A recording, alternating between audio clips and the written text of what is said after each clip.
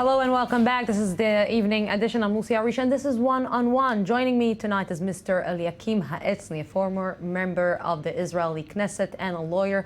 Good evening, Mr. Haetzni. Thank you very much for coming to this studio. Mr. Haetzni, much of his career has been dedicated to preserving the Jewish settlements within the West Bank and Gaza. We've heard today President Barack Obama saying that there is a big consensus in Israel not to keep the occupation in the West Bank. What do you think about that? I know of no West Bank. We have a discount bank, Barclays Bank, Leumi Bank. There is no bank in Israel called West. So if you want to interview me, you have to refer to the biblical name, which is also the only legitimate name, Judea Samaria. So you will use Judea Samaria. I will use the international phrase of the West Bank. Why do you think it's so important to preserve the settlements in the West Bank? Let us begin with the premise. There is no consensus in Israel against settling Judea Samaria, the biblical land of Israel. On the other hand, I think that Mr. Obama knows it, but diplomats not always say what they know. There is a vast majority in Israel, in all the polls, to preserve the settlements and build new settlements. And this is the policy, it is the program of the Likud, which is the ruling party, and they make no bones of it. They say it openly. Only now, after the last murder of a soldier in the city of Hebron, our prime minister said, it is our policy to settle, and he released a house in Hebron at this occasion as a symbol that we continue to settle. So with all respect to the President of the United States, his facts are untrue. The facts, like you're saying, in your opinion, is it's not true, but we know for the renewal of the negotiations between the Israelis and the Palestinians, the Americans, the Israelis, and the Palestinians understand that a crucial point is the building in the settlements. Who says this? According to everything that is happening and according to the whole renewal of the peace process. I beg to differ. There is a vast majority among the Knesset members of the Likud, of the ruling party, and the other parties who at least are the majority, that nobody touches settlements. Otherwise, the people you refer to should explain to me or to us how come the Israeli government continues to build settlements in Judea Samaria and to enlarge them, and among them settlements deep in the mountains to the east, which are not the so-called settlements blocks about they want to negotiate. The building goes on everywhere and not underground for everybody to see. We remember, how do you explain that?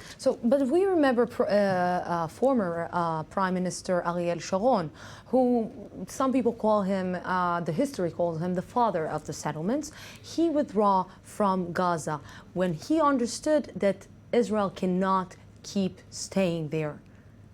Yes, so what do you want me to... What is your question? But we hear that Benjamin Netanyahu, in the Bar Ilan speech that he gave, he was talking specifically about two nations, one next to the other, a Palestinian and an Israeli. Yeah, this is true. And so we know that to get to this solution, you cannot continue building in the West Bank. No, why don't you ask Netanyahu? You ask me. So what do you think about the approach of Benjamin Netanyahu? This is a clear contradiction, especially taking into account the I have no other word. Excuse me, it is a harsh word. The Nazi argument of the Palestinian authorities that they say we are not ready to accept one Jew in our coming state. Our condition for obtaining from the Israelis this Palestinian state, this so-called vision, yes? Our precondition is cleansed of Jews. Not one Jew will remain. Excuse me, Mr. Abu Mazen says this on every occasion. This is a Nazi stipulation, but taking this into account, I agree with you 100% that this does not fit into the notion of a Palestinian state, because this Palestinian state is to be, to use the Nazi term, Judenrein. Yeah, but we don't want to use so it you because should ask that was a totally our Prime different Minister, situation. don't ask me. The World War II and the Holocaust, of course, was a totally different situation, and we don't want to compare it, but Excuse in a case... me, do you know one country in the world where the stipulation is that it should be free of Jews? This is a Jewish country, and we're not saying that it's not. No. I speak about the planned Palestinian country. But I have a question for you. If you are living in the West Bank, in Judea and Samaria, and in a case that there will be a solution, in a case that there will be one Jewish state next to the one Palestinian state, will you be willing to live under a Palestinian Authority? I shall tell you. If this, let's put it the other way around. If I am put before the choice to leave or to remain under Palestinian Authority, I remain. I don't know for how long. Maybe I shall live a week or a month. I don't give myself more than a month before I am murdered. Because this is our experience for the last 120 years. And you cannot close, you may close your own eyes. You can't close our eyes on the future of our families, our children, our people. We know with whom we deal. You know with whom you deal. And Mr. Haetzni, you are older than me. You saw a lot of things. You've been through much more than me. In the 32 years of my life, I saw a lot of bloodshed between these two, between Palestinians and Israelis. Isn't it enough? Maybe life is worth more than a land. This is not a question. This is a speech. And I have nothing to answer to. This is a flowery speech. Isn't it enough? Not a flowery speech. I can asking you. I ask you the same question. Since Oslo, which was the big hope of peace with a capital P, yes? Over 1,500 Jews have been murdered and been called by the Israeli government, who was responsible for Oslo, the victims of peace. Now, not only 1,500 Jews, maybe some 5,000 Arabs, Judea Samaria Arabs, were also killed, direct victims of Oslo. Now, I asked you the same question. How long must this bloodshed in the name of peace go on? And I give you the last experience. I am old, you are young, but we now live at the same moment and are at the same place. When those vaunted peace talks began, there were voices coming from the right saying, soon there will be bloodshed. Soon there will be Israeli victims. Of course, they were immediately silenced as extremists and, you know, all those epithets. We have already, only the last days, we have 2 dead soldiers, victims of peace. So I take your question and turn it around to you. You turn it around to me and yes. You ask me So let's ask, what is the solution? What do you think that is the solution?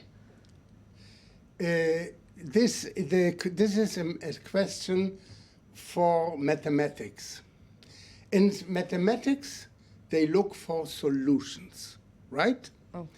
And the question of you say the peace process. Process is chemistry. And this is neither mathematics nor chemistry. What was the solution between the East Bloc and the West Bloc and the Iron Curtain? They lived without a solution and without an atomic war between them. Do you think that And actually Palestinians they and Israel... managed the crisis. There is a permanent crisis between us and the Palestinian Arabs. And the Arabs, they call themselves Palestinians. In 500 years, we shall know whether there are a nation or not. I don't know, but they are the local Arabs. The minute the first Jewish new settler in the 80s of the 19th century came, he had to put somebody to guard his life, his orchard, his cow, etc., etc. But we are because saying that the Israel Arabs, excuse me, because the Arabs said openly, and all honor to them, they never did hide their intentions and their inner feelings. They said, we don't want you here. And it has nothing to do... Although I'm having you here in in the studio, and I'm Arab, and I don't think that there is a problem of you being here in the studio. But we are living together. But we are living together. Excuse me. And they did not say it about Hebron or Nablus, Shem only. They said it about Tel Aviv. So let's talk a little bit about the Israeli Arabs. And Arabs and Jews who are living here together, here in Jaffa, in Nazareth, in Haifa, and they're not killing each other. I shall tell you a story. Yeah? Please? Please. And we did not make any formal peace with the Israeli Arabs.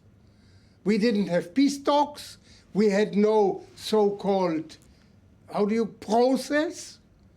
And I agree with you that the relationship, the daily relationship between Jews and Israeli Arabs is excellent. I unfortunately was in some hospitals the last 2 years, on and off. Thank God everything is okay. Everything is okay. But This in is the most Jerusalem, I important had thing. the opportunity to see how many Arab nurses, male and female, how many Arab doctors, and near to me, Arab patients, mingling as if not even being conscious. He is an Arab, he's a Jew. I was overjoyed to see it. Daily life, the driver who take me from Kiryat Arba, Hebron, where I live. And brought you here. Yes, was an Israeli Arab. And we had the most pleasant journey together, exchanging views on million things. So what is the difference? What is the difference? But this is true, but I shall tell you something which I really know from my years, you see. I remember very clearly what we call the War of Liberation, 1948. Jaffa was an Arab town. How come we sit in Jaffa?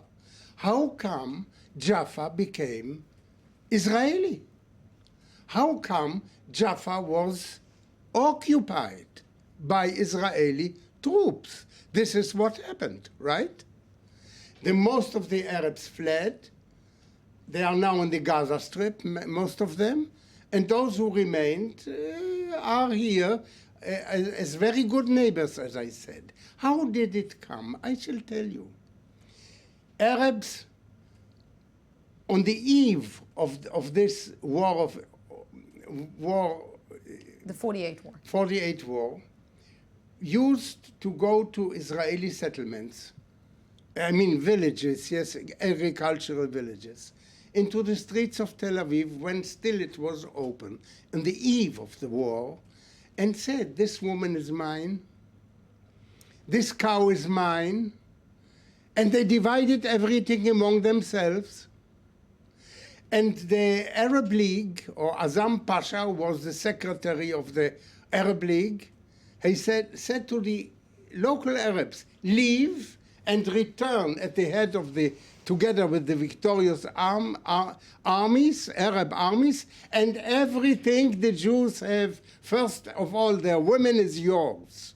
This is how Jaffa became a Jewish town. You know, now, and we I tell my Arab put a neighbors point. in Hebron, excuse me, in one sentence, because I have to put a point, because 16 minutes pass very, very fast, and we can talk about these issues for a long time.